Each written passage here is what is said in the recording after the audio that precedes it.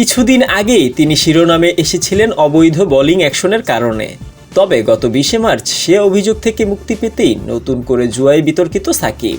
গতকাল নিজের ফেসবুক পেজে একটি ভিডিও শেয়ার করেন এই বাঁহাতি অলরাউন্ডার। সেখানে একটি বেটিং সাইটের বিজ্ঞাপনে অংশ নিতে দেখা গেছে তাকে। একে তো প্রকাশ্যে জুয়ার সাইটে বিজ্ঞাপন, তার উপর মানুষকে বেটিংয়ের জন্য আহ্বান করতে দেখা গেছে সাকিবকে।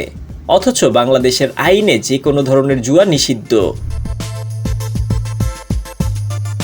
2 বছর আগে বেট উইনারের সঙ্গে চুক্তির পর বিতর্কে পড়েছিলেন তিনি।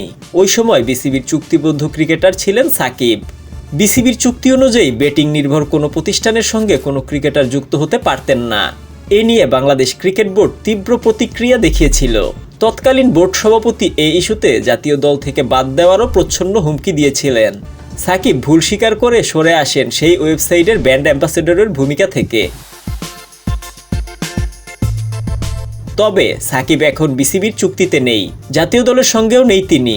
বেটিং কোম্পানির সঙ্গে যুক্ত হতে সাকিবের আর বাধা নেই। তাই এবার বহুল প্রচলিত বেটিং সাইট 1xBet-এর সঙ্গেই যুক্ত হলেন। এর আগেই এই সাইটের সঙ্গে আন্তর্জাতিক ক্রিকেট থেকে অবসর নেওয়া Kieron Pollard, Dwayne Bravo, Faf du Plessis চুক্তিবদ্ধ হয়ে বিজ্ঞাপন করেছিলেন। সাকিবও সেই পথে এগিয়েছেন। শনিবার সন্ধ্যায় তার ভেরিফাইড ফেসবুক আইডি থেকে একটি বিজ্ঞাপন প্রচারিত হয়। তাতে সাকিবকে 1xBet-এর টি-শার্ট গায়ে দেখা যায়। আইনগতভাবে এটি সাকিবের জন্য সমস্যা তৈরি না করলেও বাংলাদেশে বেটিং বা জুয়ার যে কোনো প্রচার নিষিদ্ধ। ফলে তার এই বিজ্ঞাপন বাংলাদেশি দর্শকদের লক্ষ্য করেই কিনা তা নিয়ে আলোচনা শুরু হয়েছে।